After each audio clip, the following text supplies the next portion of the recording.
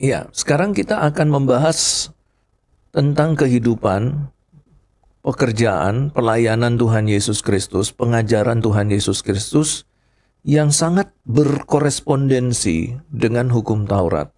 Bahwa ketika Tuhan Yesus masuk di dalam pelayanan di umur yang ke-30, Tuhan Yesus sudah memiliki dasar yang kuat tentang hukum Taurat. Dan yang pastinya adalah bahwa pendidikan Yahudi telah menjadi fondasi dasar bagi Tuhan Yesus untuk berkomunikasi dengan orang sesamanya dan mengajar sebagai guru agung, sementara keunikannya sebagai anak Allah memungkinkan Tuhan Yesus mengajarkan kebenaran yang mengubah dunia. Di sini kita lihat bahwa Tuhan Yesus Kristus mengikuti satu proses pendidikan Yahudi sebagaimana yang diwajibkan bagi laki-laki Yahudi pada zaman itu. Ya, meskipun Alkitab tidak mencatat secara rinci tiap tahap pendidikan yang dilewati oleh Tuhan Yesus, tetapi konteks budaya, sejarah, dan teks Perjanjian Baru itu memberi bukti yang kuat bahwa Tuhan Yesus mengalami proses pendidikan Yahudi yang lazim. Nah, mari kita lihat beberapa bukti Alkitab tentang pendidikan Tuhan Yesus Kristus.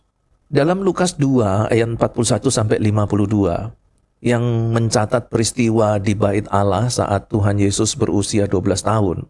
Di situ Tuhan Yesus terlibat dalam diskusi teologi dengan para guru, para rabi Yahudi di Bait Allah, di mana Tuhan Yesus mengajukan pertanyaan dan juga menjawab dengan bijaksana. Intinya pada waktu itu terjadi diskusi dan juga debat apologet ya mungkin ya.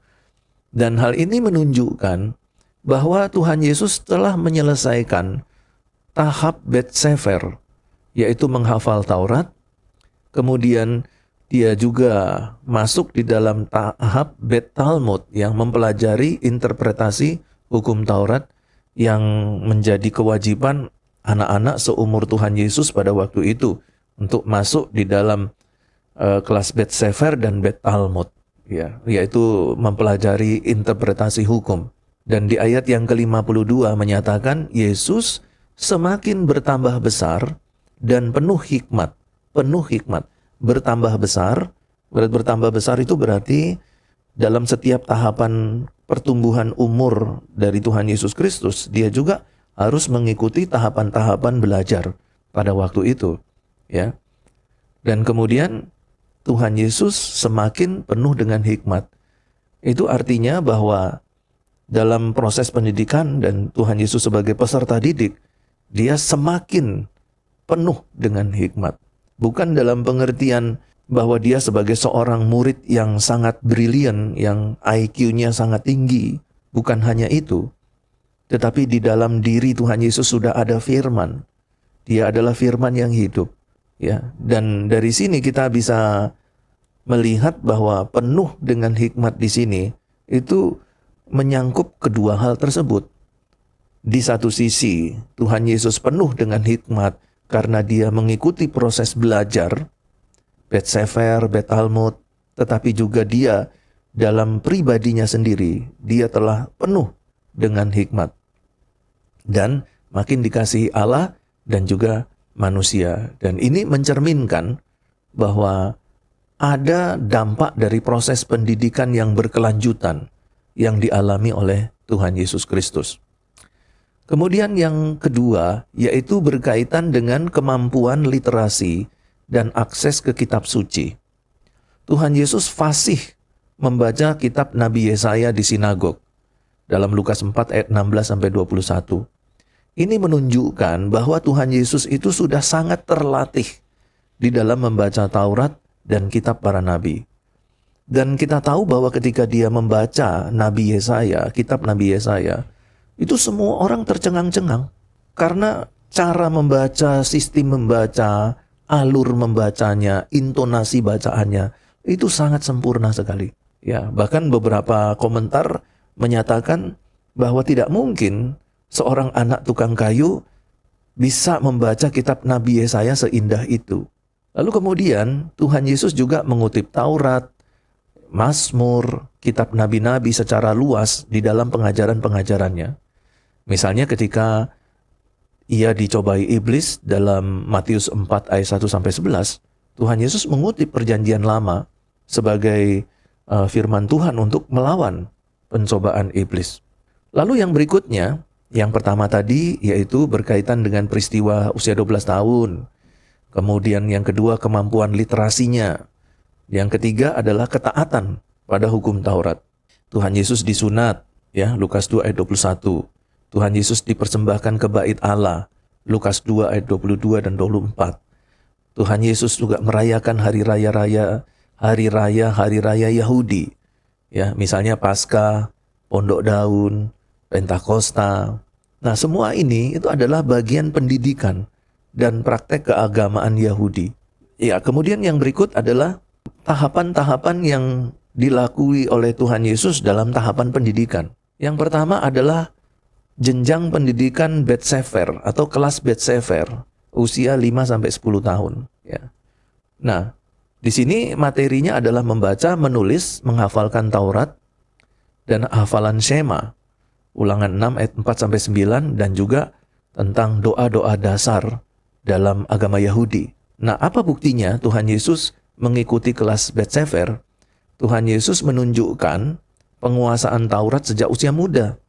Seperti terlihat di dalam percakapan di bait Allah dalam Lukas 2 ayat 46-47 pada waktu Tuhan Yesus berumur 12 tahun.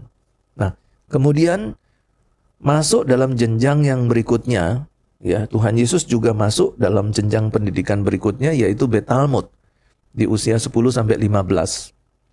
Nah, dalam jenjang kelas Bet Talmud ini, materi yang diberikan itu adalah mempelajari interpretasi Taurat, tradisi lisan, halakha, dan kitab para nabi.